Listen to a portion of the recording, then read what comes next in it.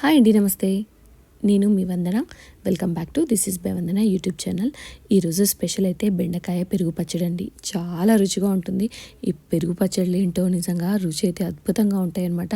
ముందుగా నేను ఒక హాఫ్ కప్ పెరుగుని తీసుకుని ఉండలు లేకుండా మంచిగా గిల కొట్టుకోవాలండి. ఖచ్చితంగా పెరుగు అయితే కాస్త కూడా ఉండలు ఉండకూడదు. అలా ఉండకుండా మంచిగా గిల కొట్టుకుంటూ ఉంటే ఒక 2 నిమిషాల తర్వాత ఇలా అవుతుందనమాట. ఇప్పుడు దీంట్లోకి మసాలాలు అయితే వేసుకుందాం మనం. జీలకర్ర పొడి, కాస్త కారం, అలాగే కాస్త ఉప్పు కూడా వేసేసి మంచిగా ఇంకా కాసేపు వీటిని బీట్ చేయాలండి. పెరుగులో ఈ మసాలాలన్నీ మంచిగా కలుస్తాయి కాబట్టి టేస్ట్ చాలా బాగుంటుంది. అందుకని మంచిగా గిలకొట్టాలండి. ఒక 10 నిమిషాలు ఇలా కలుపుతూ ఉండండి. కన్సిస్టెన్సీ సూపర్గా వస్తుందన్నమాట. ఇది మీకు బాగా చిక్కగా అనిపిస్తే దీంట్లో కొద్దిగా వాటర్ కూడా యాడ్ చేసేసుకోవచ్చండి.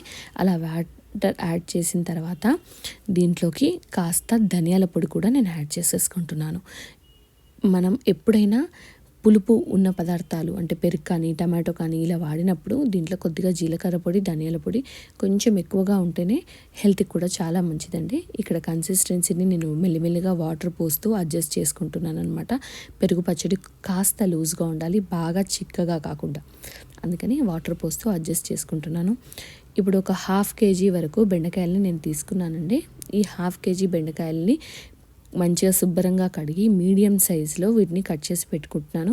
యాక్చువల్గా పెరుగు పచ్చడికి చాలా పొడుగుగా అలాగే ఉంచేస్తారు, కానీ ఈ సీజన్లో బెండకాయలకి పురుగులు చాలా ఎక్కువగా వస్తాయి. అందుకే నేను ఇలా మీడియం సైజులో కట్ చేసి పెట్టుకున్నానండి. మనకు లోపల ఏదైనా పురుగున్నా కనిపిస్తుంది అని. తర్వాత వీటిని స్టవ్ ఆన్ చేసి కడాయి పెట్టి అందులో ఒక 3 టేబుల్ స్పూన్ల ఆయిల్ వేసుకొని ఆయిల్లో వీటిని మంచిగా ఫ్రై చేసుకోవాలండి. ఆయిల్ వేడైన తర్వాత బెండకాయ ముక్కలతో పాటుగా కాస్త ఉప్పు కూడా యాడ్ చేసి మంచిగా వేయించుకోవాలి. మనకు జిగురు అన్నది ఉండకుండా ఉండాలండి. జిగురు ఉంటే పెరుగు పచ్చడి అస్సలు బాగుండదు. అందుకని బెండకాయలన్నీ జిగురు పోయి మంచిగా ఫ్రై అయ్యేంత వరకు వీటిని వేయించేసుకోవాలి. ఇవన్నీ వేగడానికి ఖచ్చితంగా 10 నిమిషాల టైంలో పడుతుందండి. లో ఫ్లేమ్లో పెట్టే ఖచ్చితంగా వేయించుకోవాలి. హై ఫ్లేమ్లో పెడితే బెండకాయ మాడిపోతుంది. అందుకని చూసుకుంటూ అడ్జస్ట్ చేసుకోండి. వేగిన బెండకాయల్ని ఒక బౌల్లోకి తీసి పెట్టుకోండి. ఇప్పుడు స్టవ్ ఆన్ చేసి మళ్ళీ కడాయి పెట్టి ఆ కడాయిలో కాస్త ఆయిల్ వేసుకోవాలండి.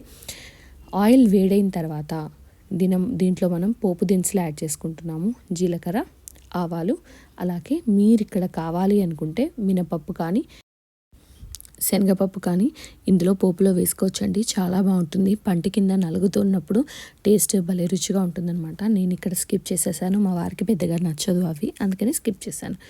ఇక అలాగే ఒక 4-5 వెల్లుల్లి రెబ్బల్ని చిన్నగా దంచి పెట్టుకున్నానండి. వాటిని కూడా నేను ఇక్కడ యాడ్ చేసేస్తున్నాను. ఇవంతా మంచిగా వేగడానికి ఒక 2 నిమిషాలు పడుతుందండి. వేగిన తర్వాత కాస్త కరివేపాకు కూడా వేసి మంచిగా వేయించుకోవాలి. అలాగే కరివేపాకు కూడా వేగిన తర్వాత మనము దీంట్లోకి చిన్నగా కట్ చేసుకున్న ఉల్లిపాయల్ని, అలాగే ఒక 2 మిరపకాయల్ని కూడా నేను చిన్నగా కట్ చేసి పెట్టుకున్నానండి. వాటిని ఇందులో వేసేసి మంచిగా ఫ్రై చేసుకుంటున్నాను. పెరుగు పచ్చడి ఎప్పుడైనా కాస్త స్పైసీగానే బాగుంటుందండి. అలాగే తినాలి కూడా, లేదంటే కఫం వస్తుందండి. పెరుగు ఎక్కువ క్వాంటిటీలో ఉంటుంది కాబట్టి మనం కూడా ఉప్పు, కారం అన్నీ పర్ఫెక్ట్గా కుదిరాయనుకోండి, క్వాంటిటీ ఎక్కువగా తీసుకుంటాం కాబట్టి కొంచెం స్పైసీగానే చాలా బాగుంటుంది. ఇప్పుడు ఉల్లిపాయలన్నీ మంచిగా వేగి రంగు మారిన తర్వాత మనం దీంట్లోకి ముందుగా వేయించి పెట్టుకున్న బెండకాయలని అయితే యాడ్ చేసేసుకోవాలండి. ఈ బెండకాయలని యాడ్ చేసేసి మంచిగా కలిపి 2 నిమిషాల తర్వాత మనం బీట్ చేసి పెట్టుకున్నాం కదా పెరుగు మిక్చర్, ఆ పెరుగు మిక్చర్ని ఇందులో వేసేసుకోవాలి. వేసేసుకొని స్టవ్ అయితే ఖచ్చితంగా ఆఫ్ చేసేసేయాలి, లేదంటే పెరుగు విరిగిపోతుందండి వేడికి. అందుకని నేను స్టవ్ అయితే ఆఫ్ చేసేసి ఒక 2 నిమిషాలు దీన్ని కలుపుతూనే ఉన్నానండి. అలా కలుపుతూ ఉండాలి. అలా కలిపితే కరెక్ట్గా అన్ని మసాలాలు పట్టి పెరుగు పచ్చడి అద్దరిపోతుంది. అలాగే వీటిలో వేసిన బెండకాయ ముక్కలు కూడా భలే టేస్టీగా ఉంటాయన్నమాట.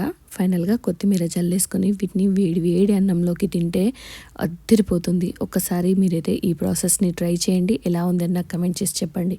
వీడియో నచ్చితే లైక్ చేయండి, షేర్ చేయండి. Thanks for watching.